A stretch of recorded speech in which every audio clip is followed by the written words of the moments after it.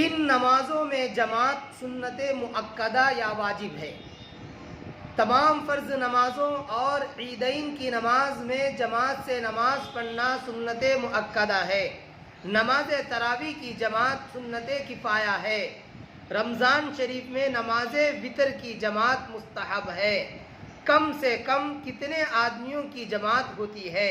کم سے کم 2 آدمی جماعت کے لیے کافی ہیں، ایک مقتدی ہو اور ایک امام، مگر اس حالت میں مقتدی امام کے داہنی طرف کھڑا ہو، یعنی داہنی مانے سیدھے طرف کھڑے ہو، اور جب 2 مقتدی ہوں تو امام کو آگے بڑھ کر کھڑا ہونا چاہیے۔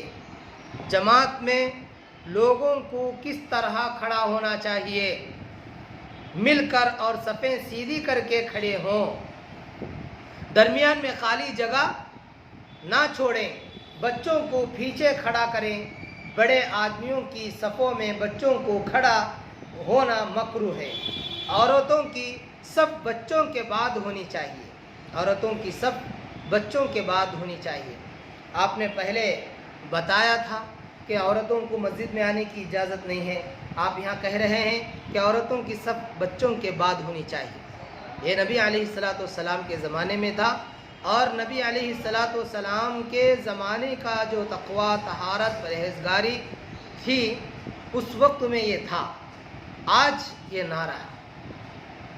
بعض حضرات عورتوں کے لیے الگ کمرے، الگ گھر، الگ حصہ بناتے ہیں، یہ صحیح نہیں ہے، یہ بھی فتنے کا باعث بنتا ہے، اس لیے بزرگوں نے اس کو منع کیا ہے۔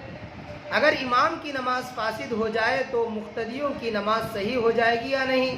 جب امام کی نماز فاسد ہو جائے تو مقتدیوں کی نماز بھی فاسد ہو جائے گی، یعنی جب امام کی نماز ٹوٹ جاتی ہے تو مقتدیوں کی بھی نماز ٹوٹ جاتی ہے، خراب ہو جاتی ہے، تو مقتدیوں کی بھی نماز خراب ہو جاتی ہے۔ مقتدیوں کو بھی اپنی نماز کا دہرانا ضروری ہوگا۔ امامت کا مستحق کون شخص ہوتا ہے؟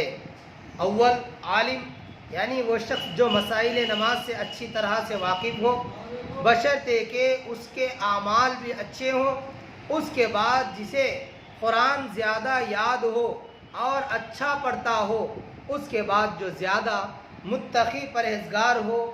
اس کے بعد جو زیادہ عمر والا ہو، یعنی ان صفات کے ساتھ زیادہ عمر ہو۔ اس کے بعد جو خوش خلقی یعنی اخلاق والا اور حسن خلق رکھتا ہو، اچھے اخلاق رکھتا ہو اور شرافت ذاتی رکھتا ہو۔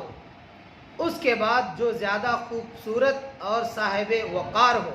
اس کے بعد جو نسبی شرافت رکھتا ہو۔